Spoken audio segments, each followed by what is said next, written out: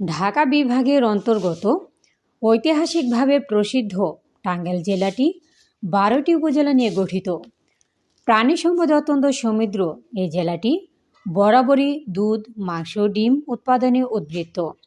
প্রান্তিক এবং বাণিজ্যিক খামার মিলিয়ে প্রতিদিন ৩০ লক্ষের অধিক ডিম অত্র জেলায় উৎপাদিত হয়। নিজ জেলার চাহিদা মিটিয়ে প্রতিদিন দেশের বিভিন্ন জেলায়, বিশেষ করে রাজধানীতে অত্র জেলা থেকে ডিম সরবরাহ করা হয়।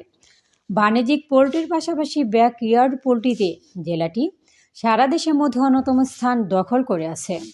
দেশি হাঁস মুরগির জাত সংরক্ষণ, উৎপাদন ও উৎপাদনশীলতা বৃদ্ধির লক্ষ্যে জেলা প্রাণী সম্পদ দপ্তর টাঙ্গাইল দেশি হাঁস মুরগি পালনকারী প্রান্তিক স্টক হোল্ডারদের নিয়ে প্রতিটি উপজেলার প্রতিটি ইউনিয়নে উঠান বৈঠকের মাধ্যমে শীতকালীন ব্যবস্থাপনা, খাদ্য ব্যবস্থাপনা ও রোগবালাই ব্যবস্থাপনা নিয়ে সচেতনতামূলক বৈঠক করে যাচ্ছে। পাশাপাশি রানীক্ষেত রোগের মাস ভ্যাকসিনেশন কার্যক্রম হাতে নেওয়া হয়েছে। মাস ভ্যাকসিনেশন কর্মসূচির মাধ্যমে দেশি মুরগি রানীক্ষেত রোগ থেকে অনেকাংশে মুক্ত থাকবে। এতে করে দেশি মুরগির উৎপাদন ও উৎপাদনশীলতা বৃদ্ধি পাবে।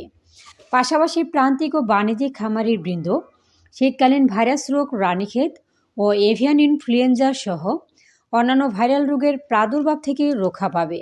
ইতোমধ্যে শুরু হয় কার্যক্রম।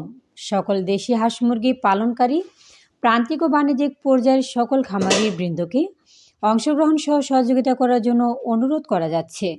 অনুরোধ ক্রমে জেলা প্রাণী সম্পদ বিভাগ Tangail, dahlia Khan, livestock field assistant, livestock and dairy development project.